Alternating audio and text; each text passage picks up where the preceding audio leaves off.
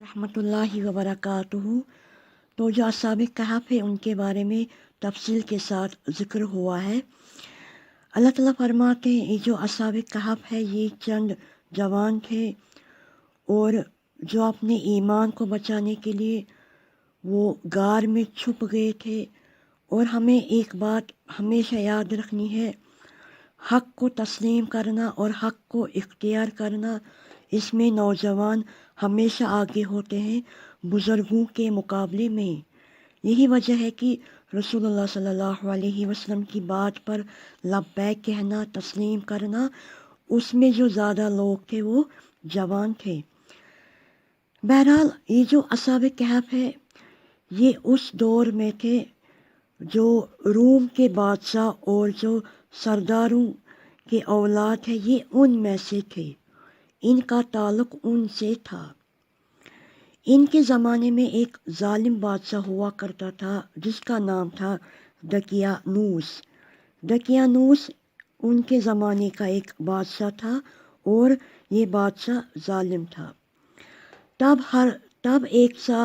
तब साल में एक दिन मेला लगता था, मेला होता था जिस दिन लोग बुतों की इबादत करते थे और उनके नाम की कुर्बानी किया करते थे। और ये दकियानूस लोगों को कहता था तुम घर से निकलो और इस मेले में शामिल हो जाओ। और वो सारे लोग बुतों की इबादत करते थे और वो उनके नाम पर कुर्बानी किया करते थे। तो जब ये अस्हाब कहफ, जब ये नौजवान भी निकले अपने घर वालों के साथ इस मेले में शिरकत करने के लिए, और जब इन्होंने देखा कि वहाँ पे लोग क्या वाहियात हरकतें करते हैं, वहाँ पे लोग बुतों की इबादत और इनके नाम की कुर्बानी करते हैं, इन्होंने इस बात को अप्रूव नहीं किया क्योंकि इनको ईमान था कि खालिक कायनात मालिक अर्ज़ व समा वो एक है, वो वहदहु ला शरीक है, हमें सिर्फ उसकी इबादत करनी है और हमें अल्लाह ताला के लिए कुर्बानी करनी है। बहरहाल ये वहाँ से भाग जाते हैं, दूर चले जाते हैं और ये पेड़ के पास बैठ जाते हैं। पहले एक आता है, फिर दूसरा, फिर तीसरा, फिर चौथा, फिर पांचवा, फिर छठा, फिर सातवां। जब ये नौजवान वहाँ पे बैठे हुए होते हैं ये एक दूसरे को नहीं जानते हैं। They were not knowing each other, और इनको पता भी नहीं था कि हम सब लोग, अगर मैं इधर हूँ इसको पता ही नहीं था कि दूसरा इधर क्यों बैठा है। इनको एक दूसरे के बारे में कोई भी खबर नहीं थी, ये अनजान लोग थे एक दूसरे से। जब ये जवान वहाँ पे होते हैं तो इनमें से हर एक ने बात को बयान किया और शुरू किया कि मैं क्यों इधर आया हूँ, क्या वजह है। तो जब सबकी बातें मिली तो ये नौजवान एक दूसरे के दोस्त बने और ये एक दूसरे के साथी बने। इनको पहले पता ही नहीं था कि अगर मैं इस वजह से घर से भाग गया हूँ, लोगों से भाग गया हूँ ताकि मैं अपने ईमान की हिफाजत कर सकूँ, तो इसको पता ही नहीं था वो दूसरे लोग भी इसी वजह से घर से भाग गए हैं और यहाँ पे हम सब जमा हो गए हैं। अब अल्लाह ताला ने इनको जमा किया। इस बारे में एक हदीस है, एक खूबसूरत हदीस है। रसूलुल्लाह सल्लल्लाहु अलैहि वसल्लम का फरमान है, मैंने ऊपर लिखा है कि souls that met before। नबी करीम सल्लल्लाहु अलैहि वसल्लम ने फरमाया, रूहें जमा की गई लश्कर है जो एक दूसरे से मुतारिफ होती हैं, वो एक दूसरे के साथ चलती है, और जो एक दूसरे से अजनबी होती है वो अलग अलग होती है। यानी कि प्रॉफिट सल्लल्लाहु अलैहि वसल्लम has said, souls are like conscripted soldiers, those whom they recognize they get along with, and those whom they do not recognize they do not get along with।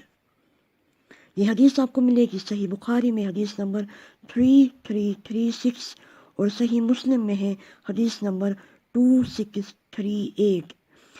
اور جو صحیح بخاری میں حدیث ہے، اس کے راویہ ہے عائشہ صدیقہ ام المومنین رضی اللہ عنہا، اور جو صحیح مسلم میں ہے اس کے راوی ہے ابو ہریرہ رضی اللہ عنہ۔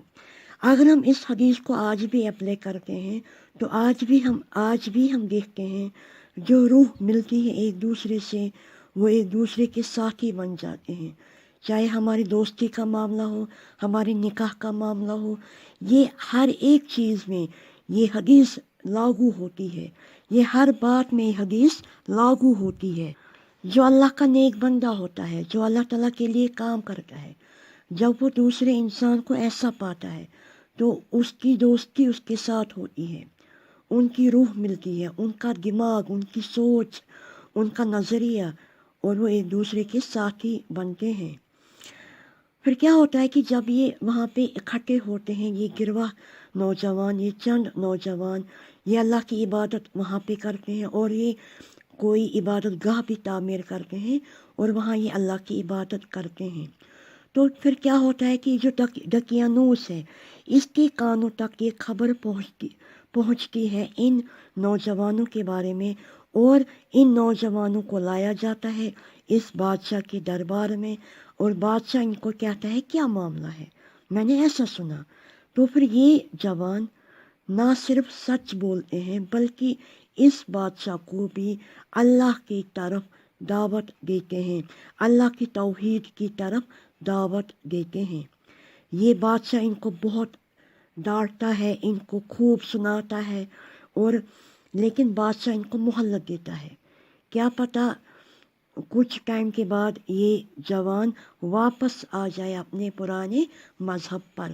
یہ جو مہلت ہوتی ہے بادشاہ ان کو دیتا ہے، تو ان کو موقع ملتا ہے اپنے گھر سے نکلنے کا اور ایک غار میں جمع ہونے کا، وہاں پہ جہاں پہ ان کو پھر نیند آتی ہے، جس کا ذکر آگے پھر انشاءاللہ ہم ان کے بارے میں وہ ذکر ہم کریں گے۔ تو اللہ تعالیٰ فرماتے ہیں اعوذ باللہ من الشیطان الرجیم، نحن نقص علیک نبأہم بالحق انہم فتیۃ آمنوا بربہم وزدناہم ہدی۔ تو ہم نے آپ کو ان کا قصہ، اے نبی صلی اللہ علیہ وسلم، ہم نے آپ کو ان کا قصہ ٹھیک ٹھیک بیان کیا، واضح بیان کیا۔ انہم فتیۃ، بے شک وہ چند نوجوان تھے، آمنوا بربہم، انہوں نے اپنے رب پر ایمان لایا تھا، وزدناہم ہدی، اور اللہ نے ان کی ہدایت میں اضافہ کیا تھا۔ اللہ تعالیٰ فرماتے ہیں کہ ہم نے یہ جو سٹوری ہے، یہ کہانی ہے، یہ جو قصہ ہے، یہ جو واقعہ ہے، ہم نے آپ کو ٹھیک ٹھیک بیان کیا ان کے بارے میں۔ یہ چند نوجوان تھے جنہوں نے اللہ پر ایمان لایا اور اللہ تعالیٰ نے ان کی ہدایت میں اضافہ کیا تھا۔ اب یہاں پہ زدناہم ہدی، ہمیں ایک بات یاد رکھنی ہے کہ کبھی ایمان زیادہ بھی ہوتا ہے، کبھی ایمان کم بھی ہوتا ہے، جیسے کہ امام بخاری رحمہ اللہ کا بھی ایسا قول ہے کہ ایمان کبھی زیادہ بھی ہوتا ہے، کبھی ایمان کم بھی ہوتا ہے۔ پھر اللہ تعالیٰ فرماتے ہیں وَرَبَطْنَا عَلَىٰ قُلُوبِهِمْ، اور ہم نے ان کی دلوں کو مربوط کیا تھا، مضبوط کیا تھا، اِذْ قَامُوا، جب وہ کھڑے ہو گئے، فَقَالُوا، انہوں نے کہا، رَبُّنَا، ہمارا جو رب ہے، رب السماوات والارض، وہ آسمانوں اور زمین کا رب ہے، آسمانوں اور زمین کا مالک ہے، لَن نَدْعُوَ مِن دُونِهِ، اور ہم اس کے سوا ہرگز کسی کو نہیں پکاریں گے، ہم اپنے معبود کے علاوہ کسی کو نہیں پکاریں گے، الہن، وہ کیا ہے، وہ معبود برحق ہے، لَقَدْ قُلْنَا اِذًا شَطَطًا، اور اگر ہم نے اللہ کے علاوہ کسی اور کو پکارا تو بے شک ہم نے خراب بات کی، ہم نے بہتان لگایا اللہ پر۔ اللہ تعالیٰ نے ان کے دلوں کو مضبوط کیا تھا، مربوط کیا تھا، تبھی تو یہ بات کہہ پائے کہ ہم صرف اللہ کو پکاریں گے جو زمین اور آسمان کا مالک ہے، اور ہم اللہ کے علاوہ کسی اور کو نہیں پکاریں گے، اور اگر ہم پکاریں گے تو then we have indeed uttered an انارمٹی، تو ہم نے ایسی بات کہی ہے جس کا کوئی معنی نہیں ہے اور جو بات بہتان ہے۔ تو پھر اس کے علاوہ وہ پھر کیا کہتے ہیں بادشاہ کو، انشاءاللہ آگے اگلی بار اس کا ذکر کیا جائے گا۔ امید کرتی ہوں آپ کو یہاں تک سمجھ آیا ہوگا۔ میرے لیے دعا کریے، میری دعائیں آپ کے ساتھ ہیں۔ اللہ سے دعا ہے کہ اللہ تعالیٰ ہمیں قرآن اور حدیث پر چلنے کی توفیق عطا فرمائے، اللہ تعالیٰ ہمیں شرک سے محفوظ رکھے۔ والسلام علیکم ورحمۃ اللہ وبرکاتہ۔